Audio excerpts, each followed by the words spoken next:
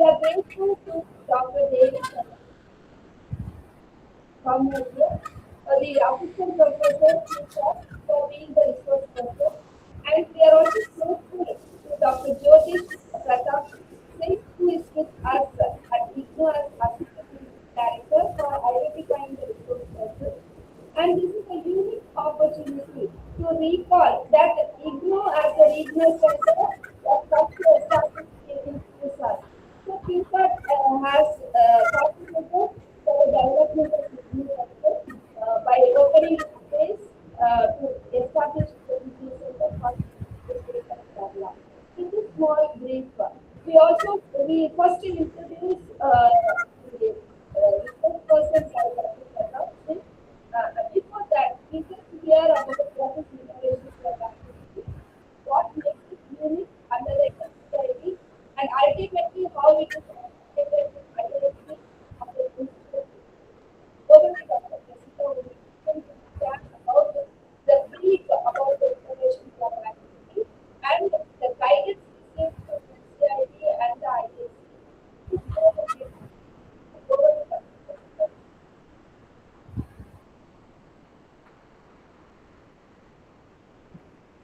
Thank you, Dr. A very warm welcome to our resource person session.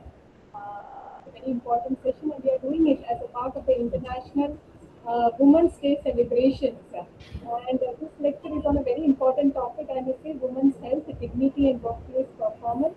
So before we start this session, I would just like to give a brief introduction about the Innovation Day activities at IGNO Regional Center Cochin.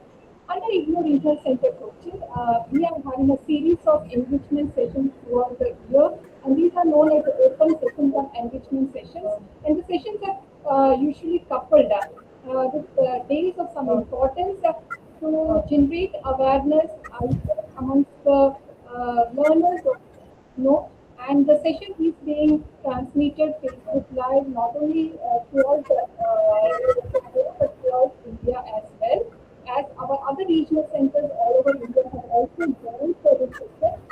And to just give you a brief about this, Innovation and Club Council at IGNO Regional Center, this was initiated under the encouragement of the National Center for Innovations in Distance Education, which is at IGNO headquartered Delhi.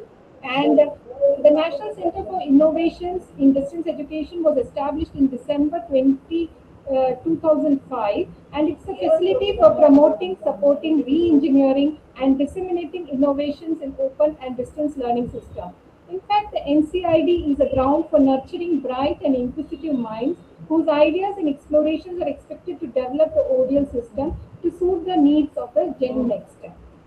So, with these brief background, I would like to highlight that the theme for the International Women's Day 2026 is to give to gain. When we give, we gain, and together let's help bridge the gender equality through abundant giving. With this message, I would like to warmly invite our resource person for this session. And before we invite the resource person, I would just like to hand over to my colleague, Dr. Jyotish, who would be introducing the resource person for today's session. Over to you, sir. Thank you so much, ma'am. Namaskar and good morning to everyone. I feel privileged to introduce our distinguished speaker for today's session, Dr. Devi Soumya. Dr. Soumya is currently serving as an assistant professor at the School of Management Studies, Cochin University of Science and Technology. She holds a master's degree in human resource development and a bachelor's degree in psychology, and has been a university rank holder at both the graduate and postgraduate level, which reflecting her outstanding academic excellence from the very beginning of her career. She completed her PhD in management from the Department of Management Studies at IIT Madras, supported by the UGC Junior Research Fellowship. Dr. Soumya is also the recipient of 2020 Kerala Award from the Kerala State Higher Education Council, recognizing her exceptional research contribution. She was further honored with the prestigious Fulbright Nehru Professional and Academic Excellence Award for the year 2021 and 2022, during which she was the affiliated with California State University for 6 months. Her research contributions are remarkable, with several publications in APDC and Scopus Index Journal.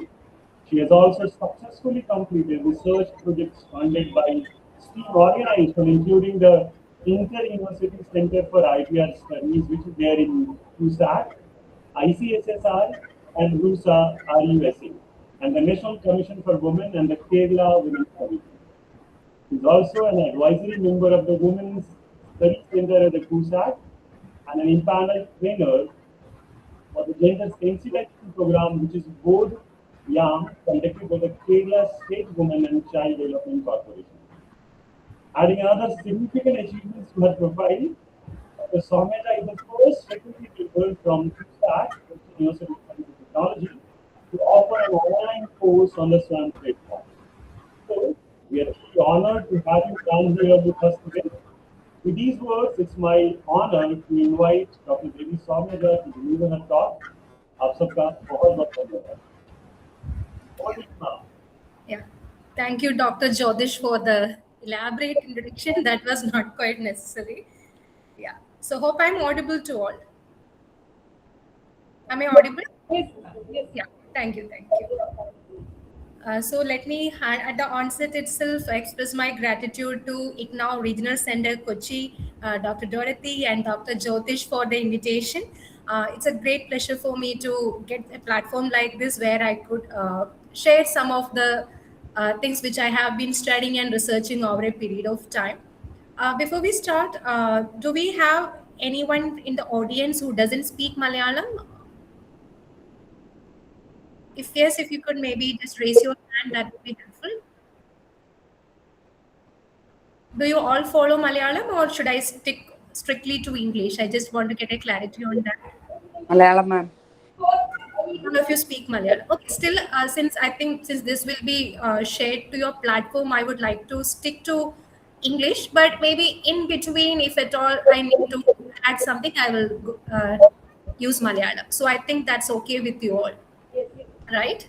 Yes, ma'am, you are highlighting the importance of Is somebody else's mic on or? Yes, ma'am, we are adding to your view. Yes, regional language is also highlighted in MEP 2020, so we welcome it. But if you keep it bilingual, it will be more interesting for services all India, and we have our network outside India also. And Okay, perfect. and it goes up to the Ministry of Education, who translate it for the report of the ministry also. In Okay, no problem. languages. So if it English for distance education purpose, English for online purposes, that is what in Indira Gandhi National Open University is for too. So we will keep it in English, and in between you can use the regional language, or you make it both bilingual. Yeah, no issues. So I'll stick with English. So for the audience, if at all you have certain concerns or some queries to be raised, you can resort to either of the languages. That's not a problem. So as far as my session is concerned, I will stick to English. Okay, so today we are going to talk about women's health, and this is something which is not very widely discussed. And if at all, when we talk about women's health, usually we talk about certain things which are considered to be accepted across the globe. There are certain things which is still considered to be things to be hidden, that need to be discussed in hushed voice. They should not be openly brought out to the forums and so on. So today I'm going to open that Pandora's box, wherein we are going to talk about things which earlier people used to think that it should not be discussed in an open platform. But today we are going to discuss that in an open platform. So thank you once again for the opportunity. And I think majority of my audience are female. Can I assume that? Looking at the names, I think most of the audience are females. So whatever I'm going to talk about, I'm sure anyone who belongs to the gender classification of female, or maybe who associate themselves with that particular category, they will be able to resonate the themes which I'm going to discuss in today's session. I do have a presentation with me, but most of my slides are having pictures or images. So I'll try to keep it simple, and I would be very happy if we can make it a very interactive session, especially since it's a very small audience, I think having an interactive session will definitely add more value to it. I'm not going to present something which is totally new or anything. This is more about sharing the experiences, sharing of experiences which I have personally experienced as a woman and as a researcher who has been working in this area for quite some time. The experiences which has been shared with me by several people all over the country, that is something which I'm going to reflect in today's session. So let me just share my presentation. So we will that use that as a starting point for our session. So I'm just sharing the slide. Hope this is visible to all. Are my slides visible?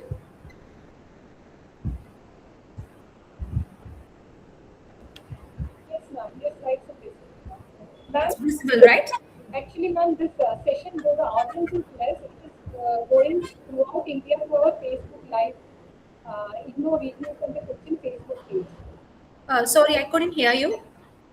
The session is being transmitted live through the IGNOR Regional Center Cochin Facebook page, Oh, okay. watched by viewers across India, ma'am. Oh, okay, great. That's great. So, yeah, so I would also like to thank all the listeners who have joined the session through various platforms, whether it is Google Meet or FB Live or whatever platform. Sorry, I'm not able to see all of you, but I would like to believe that you are all with me. So, whichever platform you are using, feel free to share your ideas or questions or any experiences which you would like to share. Maybe you can put it in the comment boxes in the respective platforms. So maybe if we have time towards the end of the session, we will take them.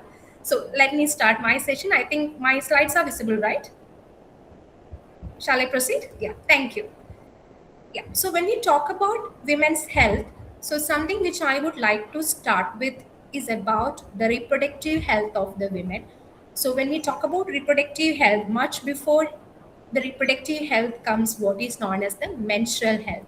And I was thankfully in a position to do detailed research in the area of sustainable menstruation, which was part of a project which was funded by Kerala State Higher Education Council. The study was specifically focusing on sustainable menstruation and the use of menstrual cups. So, as part of that project, I had an opportunity to visit college students across the state. So I think as part of the project, I visited around 50, 60 colleges in all the districts in Kerala, where I had a chance to interact with the young adults, people, girls in the age category of 18 to 24. And it actually gave me an opportunity to understand several of the stigmas, several of the fears, several of the concerns which girls across the state experience with respect to their menstruation as a menstruation as a life event, and many of the concerns and many of the things which they are still scared, which they are still feel shameful to discuss about. And interestingly, I came across this particular quote that menstruation is the only blood that is not born from violence, but still it is the one that people still are offended to talk about. Even in today's world, when even the slightest spotting of blood is seen in anybody's cloth, suddenly everybody becomes panic. Everybody start panicking as if it is something that has to be hidden from the rest of the world. So I think that is the core reason, the stigma behind the menstrual and reproductive health. That is something which we need to look at, because as a lot of people say, menstruation is a natural process. We don't have to consider that as a disability. But what is the disability is actually the fact that we consider a natural process like menstruation as something that has to be viewed with stigma, something that should not be discussed in open. That is where your menstruation cycle or your reproductive life cycle becomes a disability. Menstruation as such, it's actually a strength for the woman, it's actually a boon for the woman, but at the same time, the way society looks at menstruation cycle, that is where the problem starts, and that is something that we need to look at. So since we are talking about menstruation, I would also like to talk about how the menstruation cycle and some of the discomfort that are associated with menstruation that actually negatively impacts the productivity. I could come across a lot of students who told me every month, at least one day I have to take leave, or there are a couple of days where I really just can't even get out of my bed because of the discomfort that is associated with menstruation cycle. The same thing that extends to workplace as such. Ever since then, there had been questions about should there be something called menstrual leave. Not just in Kerala, I'm talking about from a global perspective. We will slowly come to that particular statistic. And since I'm basically from Kerala, I would like to start with my own state. And interestingly, I work in a university called Cochin University of Science and Technology, which is a state university, which was the first university in the state of Kerala to introduce menstrual leave for female students. So it was this particular policy that was brought out in Cochin University of Science and Technology that encouraged the state government of Kerala to bring this particular policy across the state. But unfortunately, till date, this leave is limited only for those who are in the student category. It is not extended to women who are working or women who are active in their respective careers in other sectors. But still, I would say this is a starting point that the government is granting menstrual leave for the college students. And when I talk about Kerala, I should also talk about certain other states which had been pioneers in this particular arena. So I think, surprisingly rather, Bihar is actually the first state in the entire country to introduce period leave way back in 92. If you look at the rest of the country, it's only in the last, maybe let's say post COVID, the last 5 6 years, maybe at the most the last decade, where people started or government started seriously considering menstruation as something that needs to be given certain kind of consideration.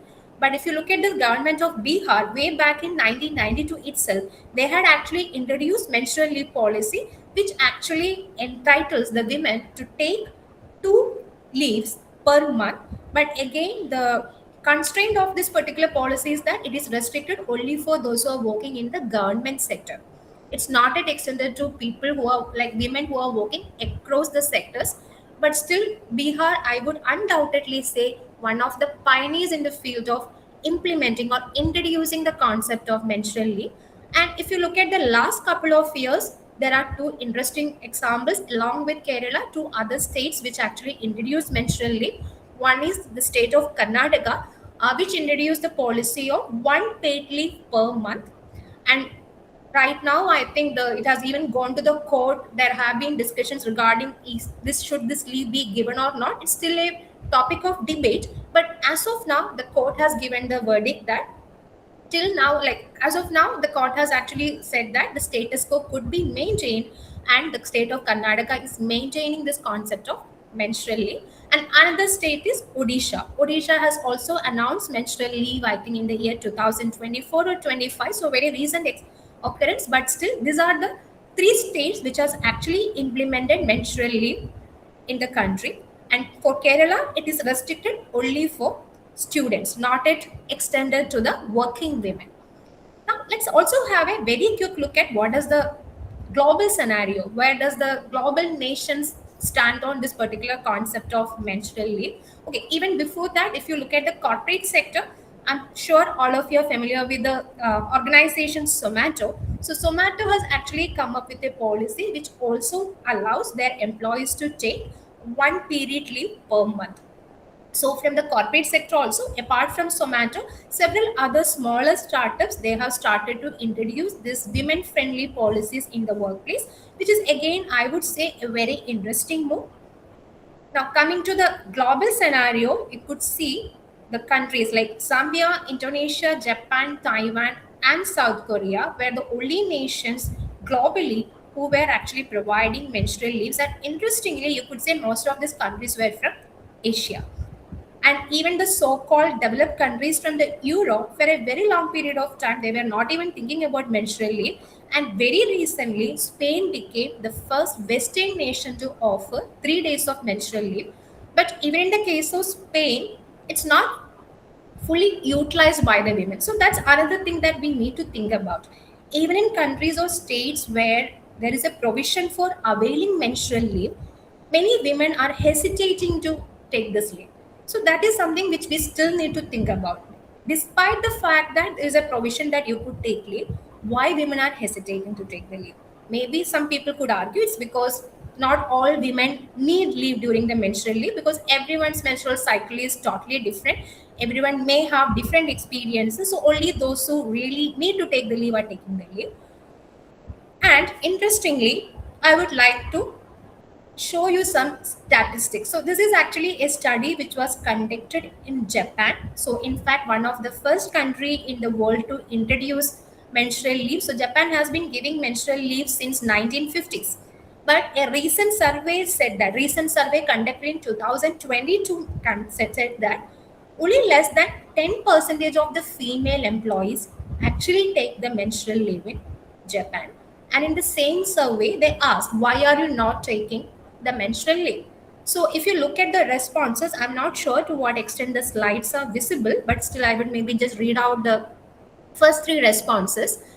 61% of the samples said, I feel reluctant to apply for menstrual leave to a male boss.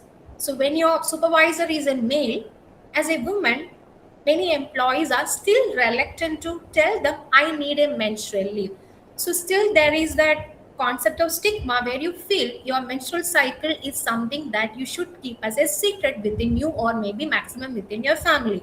This is not something that should be discussed at the workspace.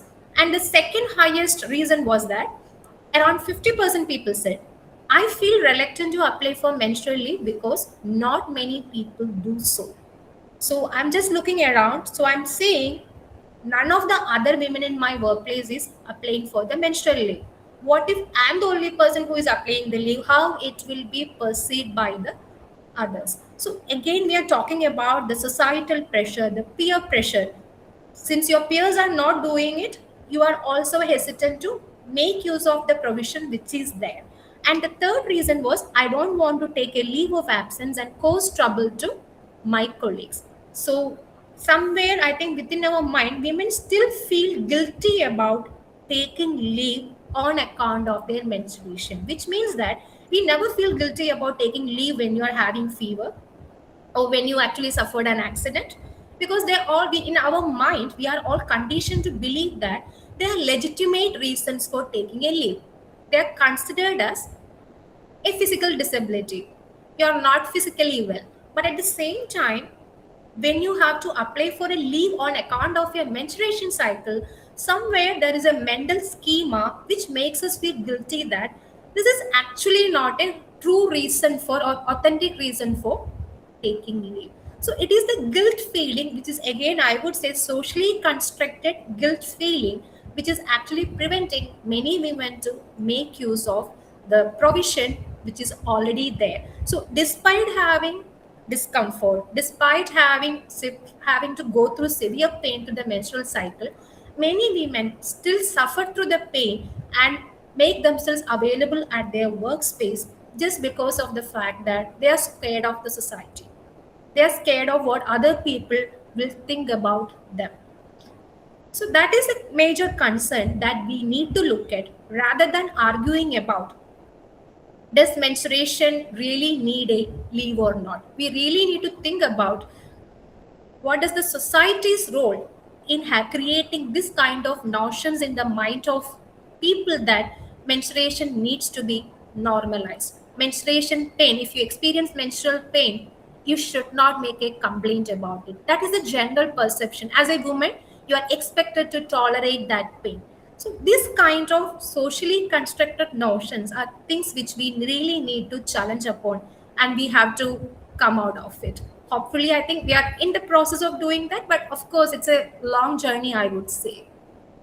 So now I'm just coming to a little bit of theory. Of course, I'm coming from it's a university background, so little bit of theory somehow automatically creeps into all my presentation, but I will try to keep it very simple. So here in this picture, you could see Joanna Kerr, who is a very famous sociologist, US-based sociologist. So she came up with a concept of theory of gendered organization. So essentially, which she said that organizations are constructed in such a way that they believe the ideal worker is somebody who is a male, somebody who doesn't have to go through the, let's say, the menstruation cycle or the reproductive cycle, an able-bodied person who is amply supported by the domestic labor from the person who is supporting that particular person. So their organizations are always constructed around masculinity, which means they consider a man without having any of the bodily disabilities or having any of the household chores or domestic responsibilities. They are the ideal worker. But unfortunately, when a woman has to start her career in such an organization, which is having the belief that you should be 100% time available to the workplace, you should not be taking leave, or your number of leaves should be restricted. So that becomes a problem. In an able bodied organization where you think a male is somebody who is more suited for doing a job, a woman, when she enters the career space, she actually gets into a dilemma. How do I manage my domestic responsibilities? Just because of the fact that as a woman, I have to go through certain reproductive responsibilities, but at the same time, the organization doesn't take into account of all that. So that's where the dilemma happens. So those of you are from sociology background might be better be able to resonate with the study by Joanna Acker, and those of you are interested can read her interesting work on theory of gendered organization. I don't want to make it more academic, so let me move on to make it from a more common man's point of view. Yeah. So what exactly is the challenge? So the challenge is, one thing is you need to have policy, but having a policy alone is not enough. That's the whole thing which I had been discussing so far. Even in countries where there are policies like menstruation leave policy are there, people are still hesitant to make use of it. One, because many times women are not aware about this kind of policies. Not just women, the other people in the organization, the managers are not trained. They don't know how to sensitively respond to this kind of request from the women. When suddenly a woman says, I have this kind of concern, I'm going through a menopause. I don't know how many women in our country really have the courage to go and tell their manager, I need leave, or right now I'm going through a menopause because of which I'm going through a lot of issues with respect to my body.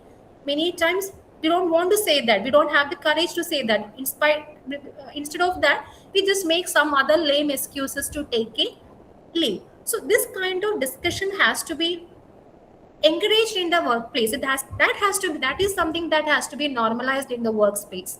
The acceptance that a woman's body go through different stages of reproductive life cycle, starting from menstruation to menopause. This is part and parcel of her life cycle, and she actually goes through this kind of problem should be normalized in the normal workplace. So that is where I would say the true challenge lies for everyone, not just for education institutions or for the organizations, for the policy makers, everyone. That is the real challenge. Now, coming specifically to a concept which is propagated by WHO. So, World Health Organization has been, I think, since 2015, every year they had been observing Menstrual Hygiene Day, one particular day of the year. Does anyone remember which day it was? May 28 is usually, I think, from since 2014 or 15, every year, May 28 is celebrated as Menstrual Hygiene Day. Yes, all women go through menstruation, but does women have the facility to take her menstruation cycle in a hygienic manner? To what extent the workplaces or the education institutions where she is studying gives provision for the women to maintain a hygienic menstruation cycle is the most important aspect. So they actually come up with a tagline called WASH, which is actually water, sanitation, and hygiene. I'm sure even now we have schools in our country where there is not ample provision of water. There is not enough provision for changing the pads. If a girl has to change her sanitary pad that she has been using, how to dispose it properly. So I think that's altogether a different topic. Like the kind of problem that we associated with the proper disposal of the menstrual pad or any other menstrual absorbent, that is still a huge problem. I came across a lot of girls during my survey where they said they don't go to college during the first 2 days of the menstruation cycle because in their college there is no provision proper provision or facility for disposing their pad. They just have to wrap it in a newspaper and they have to carry it with them in their bag, which is not very comfortable or convenient for any girl or any woman. So, as an organization, any workplace, I'm not just talking about MNCs where definitely there will be good washrooms and everything. I'm talking about a woman, both in formal and informal sector. How many of these workplaces provide provisions for a woman to have access to water, to have a proper place where she can change her menstrual absorbent in a private space, where she can dispose that menstrual absorb in a hygienic manner. I'm not just talking about wrapping it in a newspaper and disposing it somewhere. That's not the way to look at it. So that is something that really needs to be addressed. And related to that, this is again from the state of Kerala, a very uh, recent movement which was actually guided by the person called Viji. She is a part of an organization called Penkuta. Penkuta basically means, let's say, a group of women coming together. So she was actually working in SM Street, which is one of the busiest commercial streets in the city of Kozhikode in Kerala, where there are a lot of women who work as sales girl in the retail sector. But as in SM Street, none of the workplaces, none of the shops they were working had any facility for washroom. Not just the shops, they even demanded for a common washroom for all the women who are working in that particular area. There was not even a single public washroom also was not available. And these women, they started making such demand to their employers.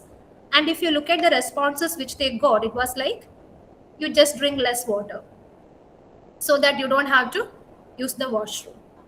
And somebody else said, why can't you use some kind of tube mechanism so that just like men, you can also manage to do the urination without having to depend upon the washrooms.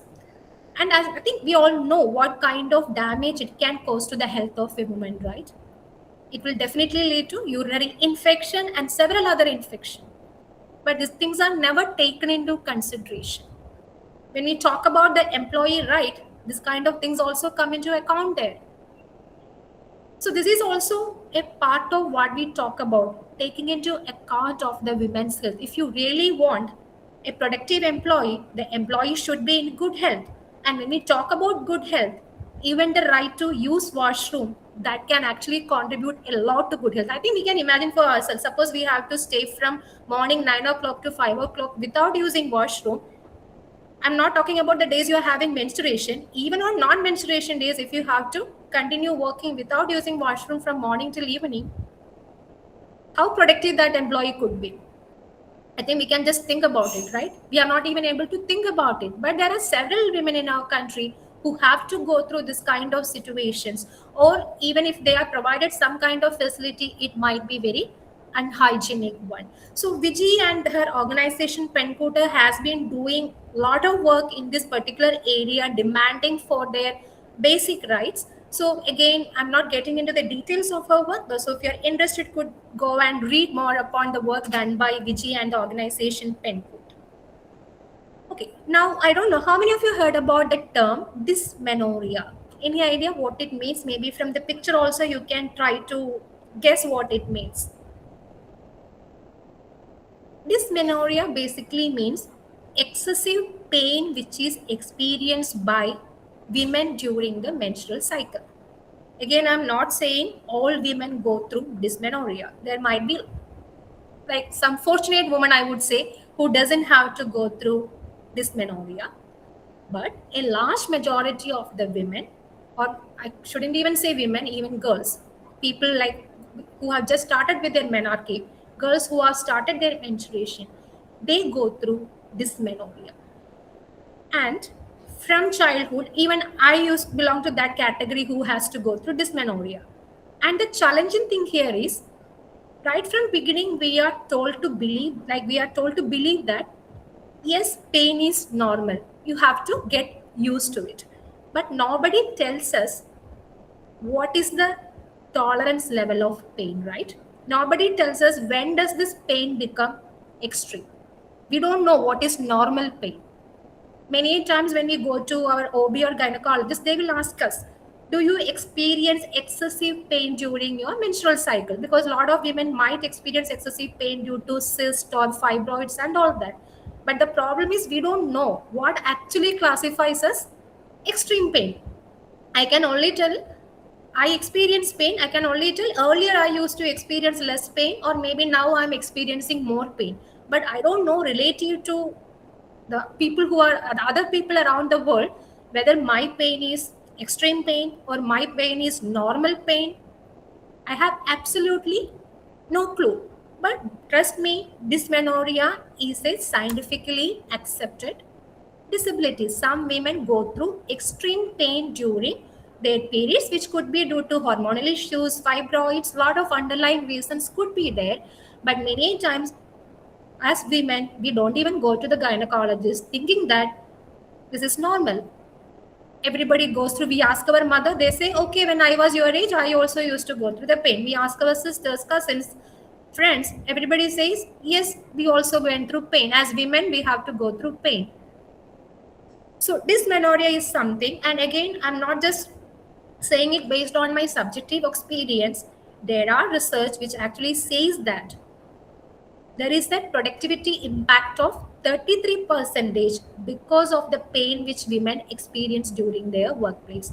And again, this is a global data. It's not specific to India, but globally the data says that there is a 20% of absenteeism among women because of dysmenorrhea, which again says that this is real. This is a real problem.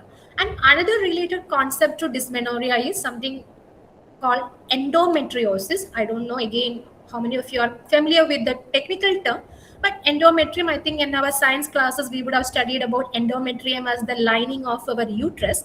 And endometriosis basically means thickening of our uterine wall, which is not considered to be normal. And when this thickening happens in an abnormal manner, it can result in severe pain and several other issues. Again, personally also, I experienced endometriosis, and despite all my so-called qualifications, I was quite late to diagnose this situation because for a long period of time I thought this is quite normal. It never occurred to me that something is wrong with me. So that's again, if you look at the literature, 1 in 3 employees with endometriosis report being passed over for promotion, and 1 in 6 symptoms with endometriosis have lost employment because of their symptom. So endometriosis is not something which you experience only during menstrual cycle. Dysmenorrhea you will experience only during your menstrual cycle, so maybe maximum 5 days of your cycle. But endometriosis is something which you experience throughout your life, in the sense throughout your menstrual cycle, like throughout your menstruation period. For some people, endometriosis might start after the age of 30. So from the age of 30 till you reach the age of menopause, endometriosis can sustain, and which is again not a very pleasant thing to be dealt with, and which is again very rarely addressed in the workplace situation. So what are some of the symptoms associated with endometriosis? Maybe many of you may not have realize that you are having through endometriosis, but if you feel you are having any of these symptoms, endometriosis could be one of the reasons. I'm not saying it is a reason, it could be one of the reason. So maybe this will motivate you to go and meet your gynecologist and to look deeply into your issue. So you could say it's a umbrella of symptoms are there: fatigue, tiredness, low energy, irregular period, heavy period, painful period, bowel problems. A lot of issues are there, and pain in places such as lower back. Personally, for me, it was pain in my lower back, which initially I thought that's because in my profession I stand and I walk and take classes. So initially I thought it's an occupational hazard. Because of that, I am experiencing my back pain, lower back pain. I never thought my lower back pain is because of the endometriosis. So I'm sure the same thing could happen to a lot of other women as well. So that's where you need to have better awareness about this kind of things, and we need to promote more dialogue about this kind of things. Yeah. So now we are coming to women above, let's say, 50. Okay, so you start your menstruation around the age of, let's say, 12, 13. So maybe I think nowadays kids as young as 10 start getting their menarche. So but by the time you reach the age of 50, Then comes what you call as menopause. So I think in menopause, usually we associate it with a lot of symptoms like hot flushes, osteoporosis, heightened chance of osteoporosis. That's also a very dreadful situation, especially for women, because it's after the age of 45 where women get a chance to climb the career ladder. Maybe it's around after 45, 50 that most, not just women, both men and women alike, they get the chances to get into leadership position mostly after the age of 40, 45, or 50. But unfortunately for women, it is the same period during which she has to go through the menopause stage, which can result in her not being able to manage her leadership capability in a meaningful manner. So again, since we are almost 12:15 time, I don't want to get detail into the menopause thing. So these are some of the symptoms of menopause. I think people who are in that particular age category might be able to relate to it. Even otherwise, if there are youngsters, if you ask your mothers, they will be letting you know that, of course, they do go through this kind of symptoms. So hot flushes is the most commonly cited symptom, followed by feeling tired, low mood, depression, anxiety, all that are associated with menopause, which again needs to be considered in a very serious manner. Now, very quickly, in between, I skip one stage, which is the maternity leave stage. Of course, not every woman go through that maternity phase. It's of course the choice of a woman to decide whether she opt to go to the maternal route or not. But for those women who are opting to take the maternal route, and especially for career-oriented women, the big question mark is taking maternity leave. I have come across several women who are scared of telling the management that they are pregnant. I know of several women who keep it as a secret till it could be kept a secret so that they won't be taken out of a particular project. This is more crucial in private sector than in public sector. Of course, in public sector, at least you have that job security or that comfort privilege is there. But for women in private sector, it's a huge concern. Despite the fact that in India it is mandated by the government that 6 months of maternity leave has to be given, but still there are in the private sector, especially the moment a woman says she is going on a maternity leave, then she will be taken out of several important projects. Maybe she will be allotted to less important projects. So what happens is that women engage in something called presenteeism. So presenteeism, I think all are familiar with absenteeism, which means generally becoming absent from the workplace. Any ideas what is presenteeism?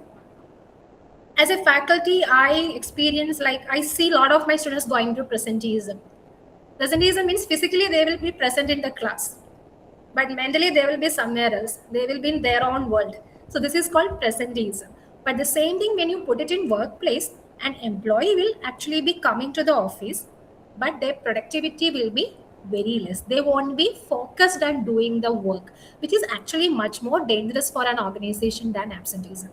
Absenteeism, you know, this person is not coming immediately, you can take the next step. What will you do with a person who is turning up for the job, but that person is not doing it? So, presenteeism is a major concern, especially for women who are choosing the maternal route. So, this is again some research publications. I don't think I need to spend some time here. Okay, it's a very interesting anecdote, interesting story from the real world. Can anyone identify this particular athlete? She's an Olympic medal winning athlete from US, and now she is having her own brand. Any idea who she is and what is her brand? Okay, so interestingly, what happened was that this person, she was a model with Nike. She's a track and field athlete, and she has been having an endorsement with Nike for a long period of time. And around the time when she became pregnant, she announced it, and immediately Nike cut down her pay by 70%. And that was widely criticized. And she took it as a challenge. She had an emergency C section. She left Nike. She came back to the field. She started her own shoe company, and she won one Olympic gold and one Olympic bronze medal. So this was actually a strong message for those organizations who were discriminating the employee based on or discriminating the women based on their pregnancy status. So I found this to be quite inspiring story. So this athlete is Alison Felix, who is an US track and field athlete, and the brand which she launched is what he called as Size One. So that is the tagline of the brand itself is for women with dignity. So the key word there is dignity. Just because a woman became pregnant, how could an organization treat her in an undignified manner by reducing her payment? So this is one interesting example which I came across and I thought I should share it with everyone. And why paid maternity leave is important for mothers? This again directly I have taken it from UNICEF, and on one picture you could see what is known as the providing lactation facility for working women, and again why it is important for women to breastfeed. So when we talk about breastfeeding, it is good for both the child, the kid, the baby, as well as for the mother. Definitely it improves the immunity of the kid, and also it reduces the chances of breast and ovarian cancer among women, which is the number one reason for cancer among women across the world, especially in India. The major reason for cancer in women in India is actually breast cancer.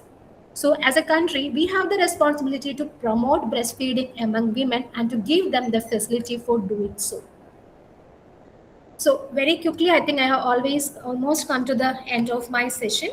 Yeah.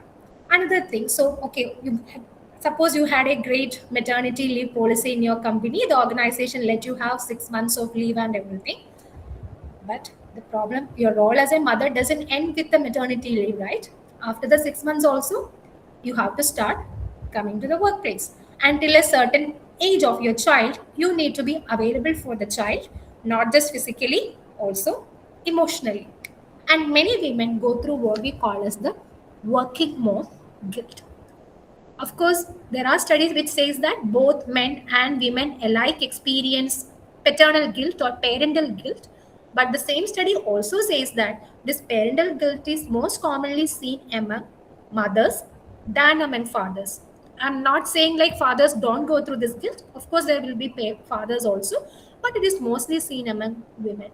As a mother, you will also be thinking about that one PTA meeting which you couldn't attend because of your meeting in your organization, or maybe that one particular cultural event of your kid which you couldn't attend because you had to go for a training as part of your promotion.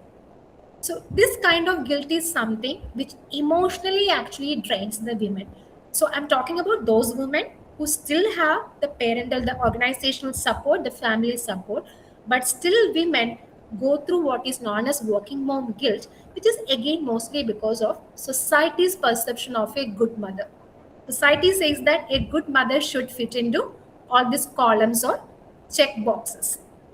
So society says that you, as a mother, you need to be intensive mother, which means always available, self-sacrificing, always put the kids' interest or family's interest ahead of your own personal ambitions or aspirations. And as I said, you should be available for your family, not just physically but also emotionally available. And many times this emotional support is not considered as valuable by your family, your workplace. Nobody gives any value for the emotional effort a woman puts into the workplace and family. I'm not saying it's only for the workplace. I think it's more applicable for the family also. So basically, we could say again, it's a very interesting work. The person's name actually, men and women of the corporation, a work by Cantor, Rosabeth Cantor, had actually spoken in detail about how all these things actually lead to women being eliminated from the workplace slowly or slowly. Even if you look at the number of women in your employment situation, you will see there will be a lot of women at the junior level position, entry level position, somewhat okay percentage of women in the middle management position. But if you look at the number of women in the higher management position, it is still dominated, still a man's place. Why? So we use terms like glass ceiling, glass cliff, and all that. So I'm not getting into details of it. Many times, women themselves are scared to take up positions of responsibility, thinking that what if I'm not able to play a good role into it? What if I have to compromise on my family responsibilities? So I would say no to it. I'm happy being a middle level manager. I don't want the leadership position.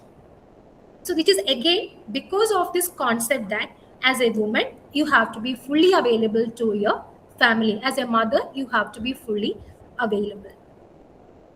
So this thing, I think I'll just skip quickly since we are almost on time, and because I would like to take few questions also. Now, this again another interesting work. It's an extension of whatever I was talking about it. It's a work by Arlie Hochschild, again a sociologist from US. She spoke about second shift. Any idea why is it called second shift? First shift is your shift in your workplace. For women, the shift doesn't end there. Even after a woman comes back to her workplace, she has to go through what is known as the second shift. I think there are like some lame jokes which are oftenly said that, right? Some husbands will say, I take all the global level decisions at my home, but all the day to day affairs, all those things are completely decisions are taken by the wife, right? It might be something small like what to cook for breakfast today, what to be cooked for dinner today, which like, or maybe what kind of grocery shopping to be done today. These are all considered to be pretty menial kind of things. But if those decisions are not taken properly, this can have a huge impact at the family, right? So this is what is known as second shift, the kind of emotional labor which a woman has to go through. I have even heard of a lot of jokes which are made by men saying that many times, like women, even at the time of night, they will be wondering, okay, I forgot to soak the like chana dal in water. So those kind of trivial things are always at the back of the mind of a woman. It is again talking about the unpaid labor which women has to go through and which is not appreciated by the society. Yeah. So on that note, I would like to kind of conclude my session. So I would like to say, when we talk, I discussed a lot of issues, a lot of challenges. Of course, I couldn't go through many of the things in detail, but I would like to say or conclude that definitely we can come out of it. The society is definitely progressing towards it. That's the reason why only in the last 5 years itself, three governments, state governments, have come up with menstrual policy, and they are all making several changes.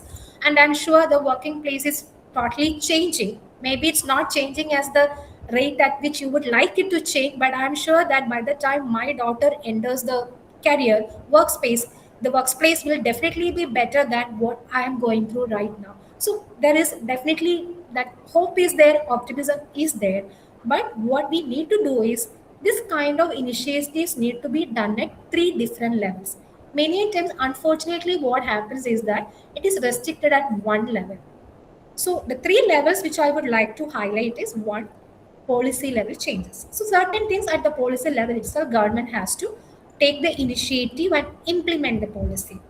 But just having a policy alone will not bring out the change. The policy has to be supported by the infrastructure. Infrastructure should be there. And most importantly, the policy and infrastructure should be backed up by the culture. When I say culture, I'm talking about the society in general. I'm talking about the workplace culture in specific. I'm talking about your family culture. So the culture of the society, culture of your family, culture of your organization. All these people should start accepting that this is normal. If I'm employing a woman, this woman will go through this kind of things, this kind of life cycle changes. That is completely normal, and she should feel free to discuss her concerns in the workplace. Many a times women may not be asking for any undue kind of advantage or anything. She's just asking for a platform where she can openly discuss these concerns, and where these concerns will be accepted as normal without any bias, without being judgmental. So I think that's the key takeaway maybe that I would like to tell from my end. So I will be happy to listen to the perspectives from the audience. Any questions? So I think on that I'm stopping my session. Yeah.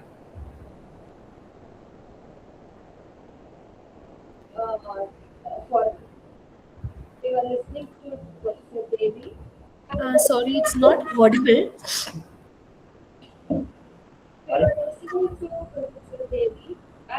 when we are raising some questions to discuss, we also take this opportunity to share that the courses of the group, besides that of the various coordinators of UGC and PTL, are available in the portal.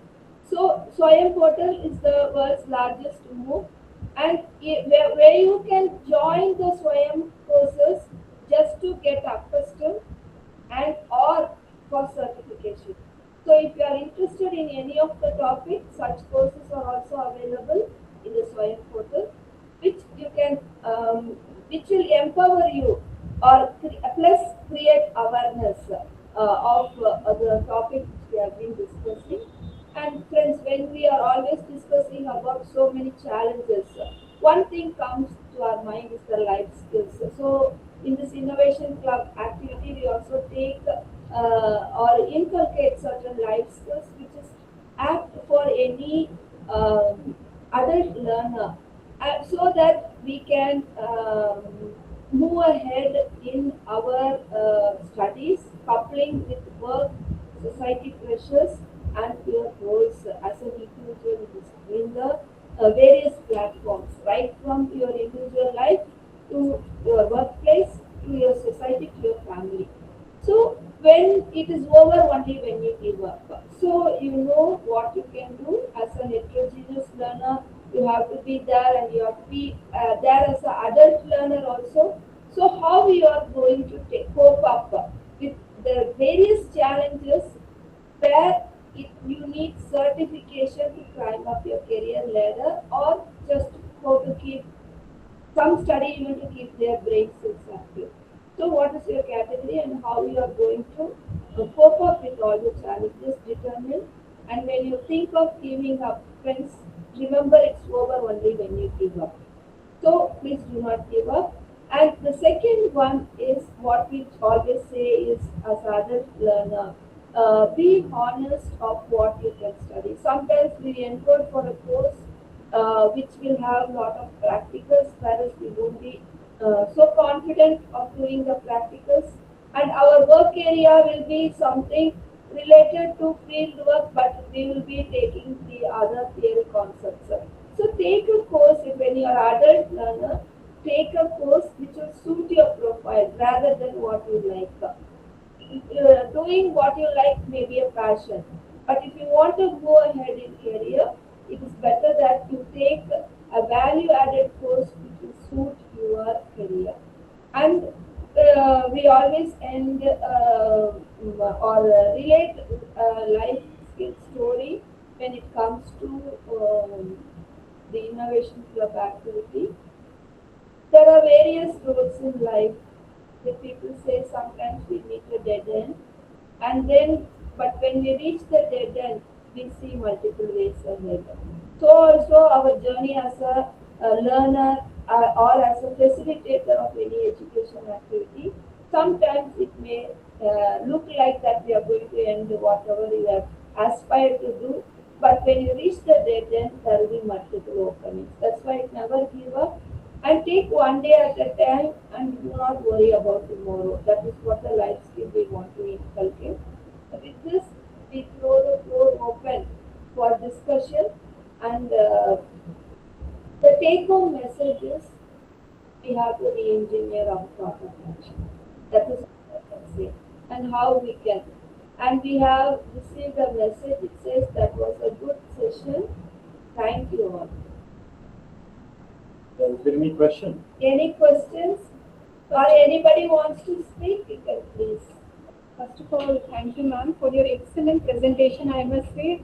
And you really took us through a gamut of emotions, I must say, right from our childhood till this workplace. We could all relate to what you are saying exactly. Being a woman, I could relate to what you exactly said. And I think you gave a flashback of the various emotions which we have already gone through in our phase of life. And just really appreciate the way you have brought out the things so beautifully, ma'am, through this presentation. And one more thing, you concluded by saying that there should be a cultural change, there should be policy change, if things have to improve for the better, maybe when the next generation of ours grow up, I think they should not go through what we have gone through when we were young. Okay, ma'am. So one more thing, I would just like to ask your suggestions onto this, ma'am.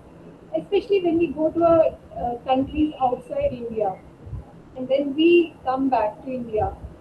What I find mostly is there is a sort of gender equality which we generally see when we especially when I come back to India, when we find that the gender equality part is a bit less when you compare it to other countries.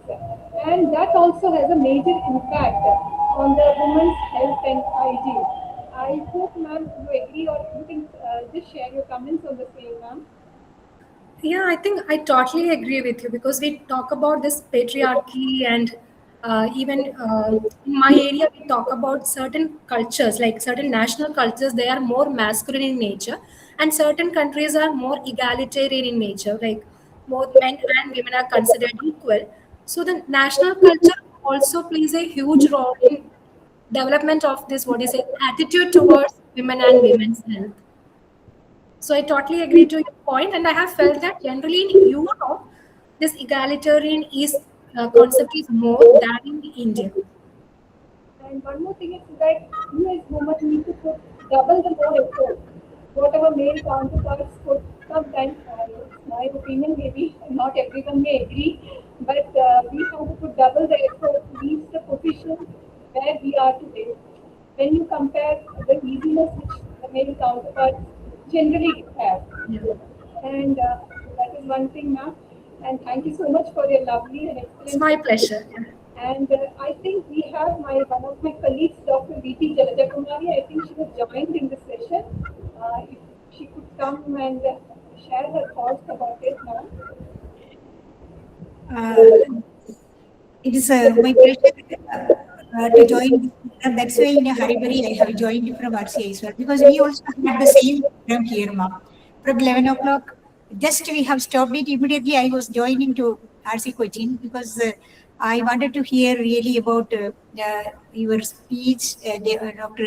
Devi Saumigas, but unfortunately, I didn't get anything. So I think I don't know what to say because I didn't hear anything what was presented there today. But as my colleagues know, there was also a strong movement. Means I have that concept regarding Madam Prasida was sharing that she is having ladies how women how double efforts and double difficulties in the family, society, and everywhere. No, it's correct only, Prasida. You don't be doubtful about it because the responsibility, because ladies are multifaceted, multitasked. No man in this world is capable to do 100 things at a time, but one lady can.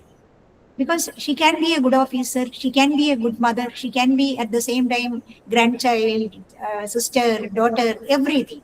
No doubt, because if we are giving a lot of efforts to a man at home, they will definitely be irritated. That they may say, "How many things I will do at a time? You tell me one thing after that, like that." But that is the blessing of women. That is why every woman in the world should be proud of being a woman. Only for being a woman, women can be proud of. Nothing else is needed. That is the basic thing which leads them to go ahead in all efforts. Yeah, philosophically, we can say so many things. Our madam is always saying that one day at a time means one thing at a time. But no women can do that. That is the truth in life. So that is also there. Officially, also, it is correct. As per the governance rules, it is correct. But we can't. But men can. That is the liberty the society has given to men. But as educators, as teachers, and as administrators or government officers, we have to give freedom to, that is what give and gain. That is the slogan of this year. This year, 2026 slogan itself is give and gain. That means first we may give, then only we can take back from the women. So for the development of the society, for the development of the whole world, first we may give respect, all freedom, equity, economic independence, and so many that type of things are there. This may be given to women for the well-being of the society. That is what in Indian knowledge system we say that yatra naristu pujante yamande tatra devata. That is the meaning of that. It doesn't mean that we have to do some worship to the lady. No. Puja means respect. So wherever women are respected, there only well-being is happening. That is what this by this words. Let me conclude and thank you very much for inviting me also. Thank you, Prasida ma'am. Over to you. Thank you, ma'am. Thank you. And it's very happy to see Devi Saumyaja. Looks like Devi Saumyaja itself. I feel Thank you like so that. much, ma'am. Very happy to see you, ma'am. Yeah, same here, ma'am. Thank you so much. Hopefully, we could meet in person sometime. Yeah, really. Thank you, ma'am. Thank you for your nice comments. We have one male counterpart with me, Dr. Jyotish. So I suppose he has his own set of views on the same. No, thank you, ma'am, for this wonderful presentation. As ma'am truly said about, when you talk about women, and gender equality, it always go, hand in hand with man and woman together, because it's never a fight between two things. It's growing together. It's making the whole society together. That's what I believe is. So I just like to say a few things about, and that's what we are doing. I'm happy to be a part of an institution which provides, the open and distance learning for all kind of women in the India, throughout the country. Those who are the housemaker, or those who are, the poor women, or any kind of, beyond looking at the category, beyond looking at the capacity, or beyond looking at all these things. There is no boundary. We offer every kind of things, and that's what the beauty of this, the place I'm here right now, and that's why we are doing this all things. So before that, just one short question, because I remember I was attending one session, and then I got to know that the IIT Delhi has inaugurated one lactation room for women work, the workers. Lactation room. This was very good initiated by the IIT Delhi. So, and the same you talked about the gender organization. So, what do you feel? Because at this time, as we see the leaders and the women workers are more into, they are coming forward, they are coming out of the home, and they are taking place at a different role in the organization, institution, and the society as well. So, what do you think, ma'am? I'm asking to Devi, ma'am. So, what do you think that this will automatically change the perception of gender equality in the society and the institution, because the women are coming, and now I can see I'm surrounded by the women right now, and so this will automatically change the culture, or do we need a structural changes for that?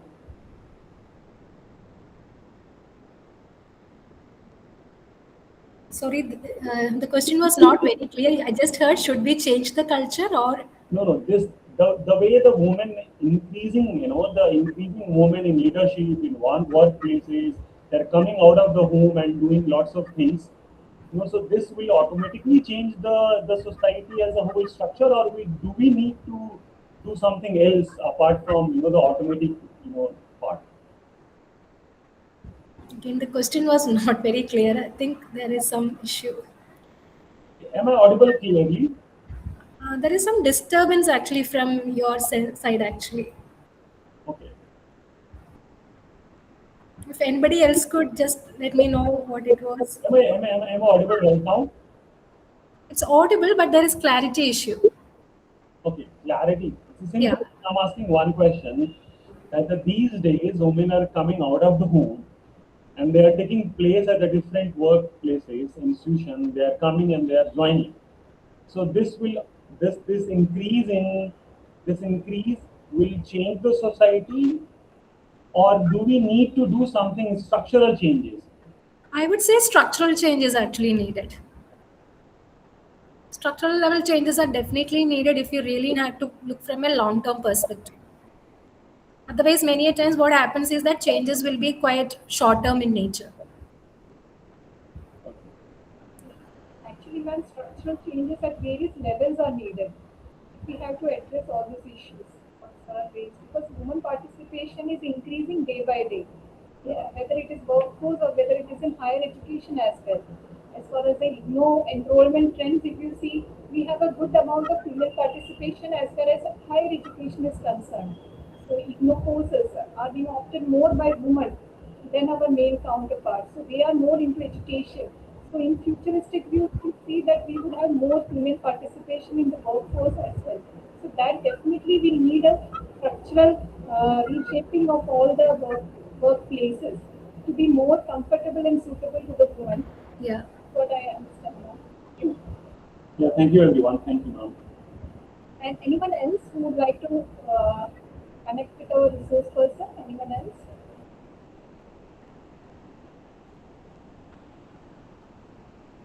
And anyway, thank you, Jyotish, for asking that question despite being one of the few male members in this group. So I'm glad that you sat through the entire session. And I think actually somebody commented in the chat box that ideally there should have been more men in this particular session than women.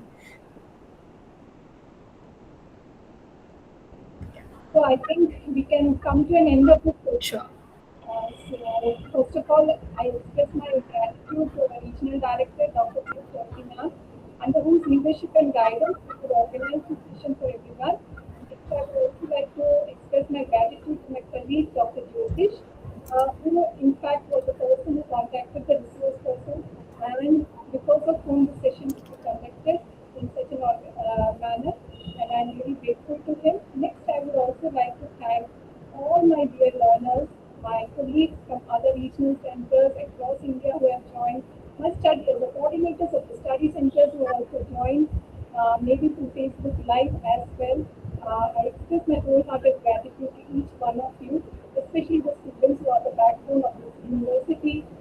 Next, I would also express my gratitude to our technical team, especially my colleagues Sri Ansar and Sri Reshma, who is assigned with the task of transmitting this transmission live through the Facebook channel or Facebook page of IGNOU Regional Center Cochin. So with gratitude to each one of them. Lastly, I express my wholehearted gratitude to our resource person, Dr. Devi, who has been kind enough to share her valuable time and expertise on this topic. And in fact, she has given us a very good vision for the future as far as women issues are concerned and women health hygiene at workplace is concerned. So thanks a lot to you, ma'am, and we look forward to have more sessions with you, ma'am. Thank you. Thank you so much. Yeah. Thank you once again. Thank you, Prasida. Ma'am.